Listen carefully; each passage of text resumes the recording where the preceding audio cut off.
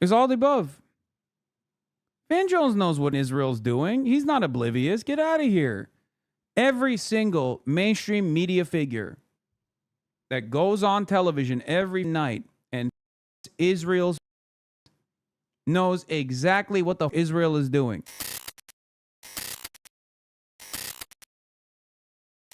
The final sale of Van Jones' soul has been completed.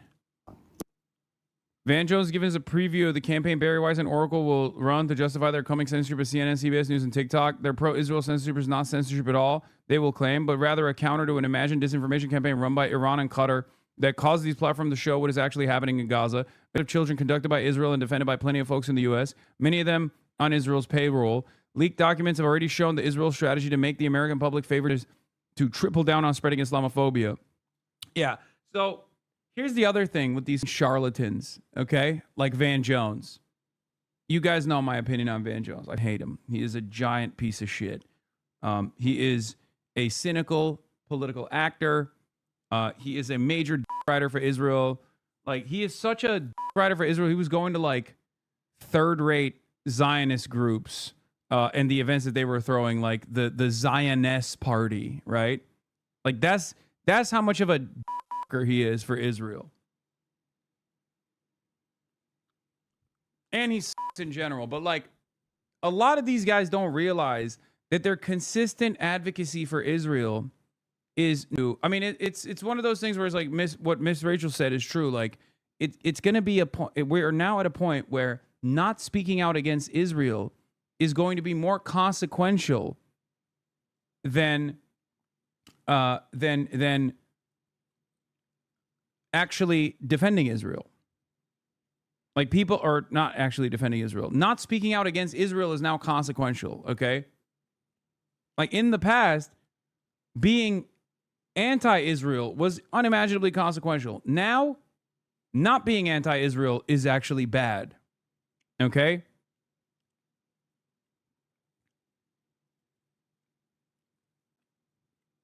Like, people will literally come after you if you remain silent. And it's especially bad for someone like Van Jones, who is still outwardly defending Israel. But isn't part of that because we had to fold everything into critical race theory, and somehow the Middle East became part of... How should we speak out against Israel given the current state of surveillance on social media? They can't arrest all of us. Get the fuck out of here. You can say whatever you want. My Israel. I do it every day, okay? Israel can suck me from the back. Israel. Of, you know... I see it differently. And I love this conversation because I think people... those of us who went to college give a lot more credit to college courses for how the world works than I do. This is not about critical race theory on college campuses. This is about Iran. Iran and Qatar have come up with a disinformation campaign that they are running through TikTok and Instagram. That you're such a dipshit, empty suit, hollowed out husk, a stooge. Get the out of here. Oh, this is about Iran and Qatar. This is Qatar. Qatar is the reason why people hate Israel. Suck my bitch. Oh my God, you are such a disingenuous charlatan. Oh my Lord. Oh my Lord. Oh my God. Yeah, dude, it's Qatar. That's why. Yeah, I'm funded by Qatar and Iran. And everyone in here is also funded by Qatar and Iran. That's how people... Yeah, Qatar and Iran made people realize that Israel's doing it and that is wrong. If it wasn't for those two countries, people would be pro-Israel and pro in general. They'd be like, oh, it's awesome, actually. Yeah, you already know this. Every time I get gifted subs in this chat, it's the glorious nation of Qatar and the Islamic Republic. That is massive. If you are a young person, you open up your phone and all you see is Gaza baby, Gaza baby, Gaza baby, right. Diddy, Gaza baby, Gaza baby. Like, that's basically your whole feed. Oh my God, what a bunch of animals, dude. I hate these people so much. Oh my God, I have so much hate in my heart for these monsters, dude. So funny. Ha ha ha ha ha ha. of course, he's the guy laughing at him next to him is Thomas Friedman. Okay. Mr. himself.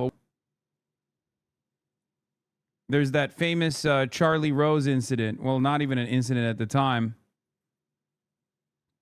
Here. I don't know if this is a short enough clip, though. This might be the whole interview. Oh, yeah, this is the whole interview. Does anyone have that clip ready to go?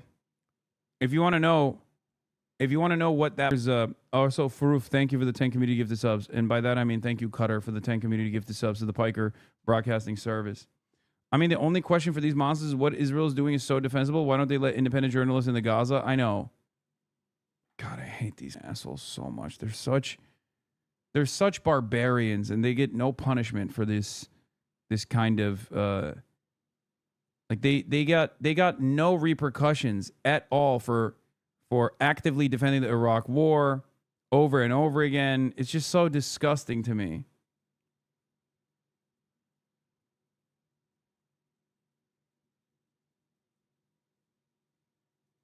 Yeah, here, this is the famous Charlie Rose interview with Thomas Friedman, who's standing next to also OGS Majority Report video from 11 years ago. Take a look at this. Difficulty with the peace. Was it worth doing? Well, I think it was unquestionably worth doing, Charlie. And I think that open presence. I now certainly feel I understand more what the open Qatari presence. Thank you for the 100 gifted subs. War was about.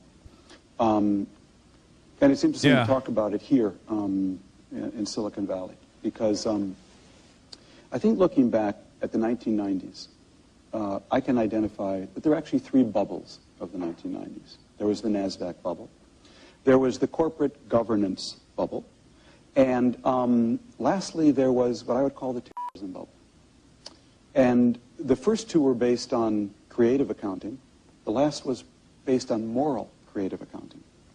The terrorism bubble that basically built up over the 1990s said, flying airplanes into the World Trade Center, that's okay. Wrapping yourself with dynamite and blowing up Israelis in a pizza parlor, that's okay. Because we're weak and they're strong, and the weak have a different morality. Having your preachers say that's okay, that's okay. Having your charities raise money for people who do these kinds of things, that's okay. And having your press call kind of things martyrs, that's okay. And that built up as a bubble, Charlie. And 9/11 to me was the peak of that bubble. And what we learned on 9/11 in a gut way was that that bubble was a fundamental threat to our open society.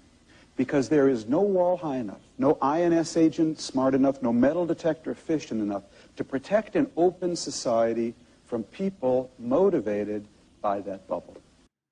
This is the intellectual argument that is that haunted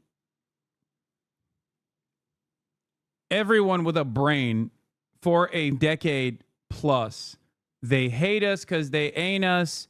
We live in this big, beautiful, bold, open society, and Islam is incompatible with that, and that is the reason why it must be destroyed. Yeah, is this guy considered an intellectual? Dog, that's Thomas Friedman. He's a New York Times columnist. What are you talking about? Please. Yes, he's a racist charlatan, and his argument is childlike, but yes, he is seen as an American intellectual, and there are a million people like him. And what we needed to do was go over to that part of the world, I'm afraid, and burst that bubble. We needed to go over there, basically, and take out a very big stick, right in the heart of that world, and burst that bubble. And there was only one way to do it, because part of that bubble said, we've got you. This bubble is actually going to level the balance of power between us and you, because we don't care about life. We're ready to sacrifice, and all you care about are your stock options and your Hummers. And what they needed to see was American boys and girls going house to house, from Basra to Baghdad and basically saying, which part of this sentence don't you understand? You don't think, we care about our open society? You think this bubble fantasy, we're just going to let it grow? Well, suck on this, okay? That, Charlie, was what this war was about. We could have hit Saudi Arabia. It was part of that bubble. Could have hit Pakistan. We hit Iraq because we could. 1 million Iraqis, bro. This is how he championed it. We had to kill a bunch of children in Iraq to show the world, to show the Muslim world that you can't get away with terror. As though they were responsible for this. We had to do 1 million 9/11s to a totally unrelated Muslim country. This guy is sitting right next to him. Look, there he is. Polite society. This is why I can't stand stupid liberals who is not a monstrous piece of shit. His hands are bloody. And here's Van Jones doing a similar thing in defense of Israel.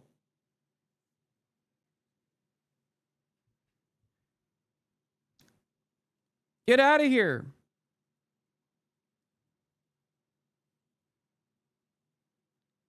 In a just society, they would not have jobs. But the reason why they have jobs is because they say those things at the time and they continue saying those things. And that is what mainstream media demands, so that your parents are still brain broken into believing that all of the youths are actually anti-Israel because of the scary Muslim countries like Iran and Qatar. And unfortunately, a lot of your parents that watch Bill Maher do believe that.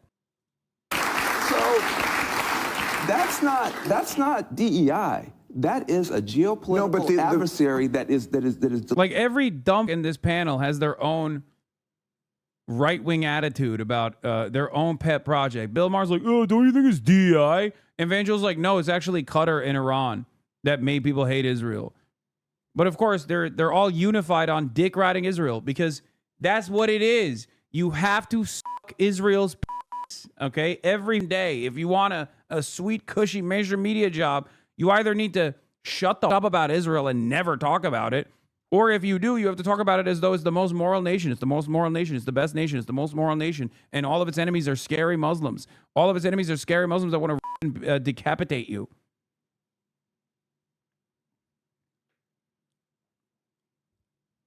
The division, the contrast between how regular folks feel about Israel versus how the media portrays this issue is so significant, so severe that these guys cannot even recognize that there is a crisis of credibility in mainstream media, and this is the final blow. It's over.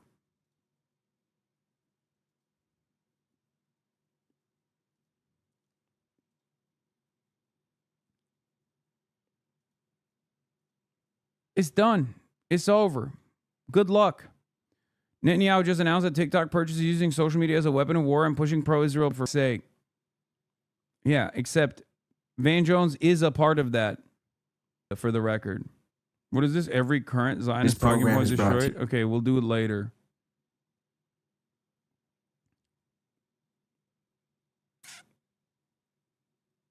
Trump on Netanyahu says he has no choice. Exclusive. President Trump told me on Saturday that we are close to a peace deal in Gaza and said he'll push to finalize it in the next few days. I said, Bibi, this is your chance for victory, Trump told me. Trump told me about his call with Netanyahu on Friday evening. He was fine with it. He's got to be fine with it. He has no choice. With me, you got to be fine. Yeah, we'll see. Trump told me, Bibi took it very far in Gaza and Israel lost a lot of support in the world. Now I am going to get that support back. You're not. So what drives people like Van Jones? Is it money, greed, power, status? It's all of the above. It's all of the above. It's all the above. Van Jones knows what Israel's doing. He's not oblivious. Get out of here.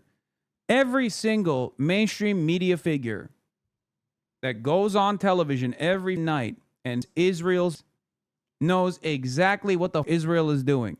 They just don't care because they're monsters, first and foremost. Because how can you look at the charred flesh of babies every day? And I know they see it. They're in the news business. Of course they see it. If you see it, they see it. How could you look at those children that Israel every day and then turn around and say Israel's the most moral country on the planet, or they may be doing some complex military, some complex military tactics that sometimes end up harming civilians? Yeah, well, you know, it is what it is. Like, when you look at all of that, when you look at it and you say that, it's very obvious that you just, first and foremost, do not care about the humanity of those who are being, okay? And secondly, you want money. You want money. You have endless greed. You have no soul. You are a soulless monster. This is, of course, very different than, you know, your average coworker who unfortunately does hear from the likes of Van Jones and also doesn't fully grasp the severity of the crisis. Okay? But Van Jones is different. Thomas Friedman is different. Bill Maher is different. They know that Israel is doing it. They don't care. They like it. Okay? Make no mistake. Joe Biden knew that Israel was doing it. He liked it. Kamala Harris knows that Israel is doing it. They like it. Okay? You have to understand. They know what Israel is doing, and they either don't have any issue with it or they champion it. They love it. It's that simple. Your coworker, different, totally different dynamic. Your coworker responds to stimuli. Your coworker responds to all of these institutions with prominence and institutions with influence telling him that, well, you know, Israel's actually still a moral nation, and then develops this dumb attitude, even if it's like 23 months in, because they're not closely paying attention to everything that's going on.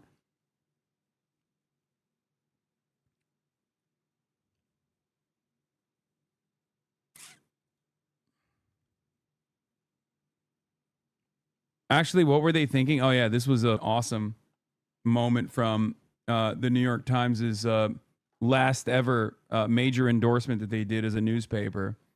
Who could forget the double endorsement?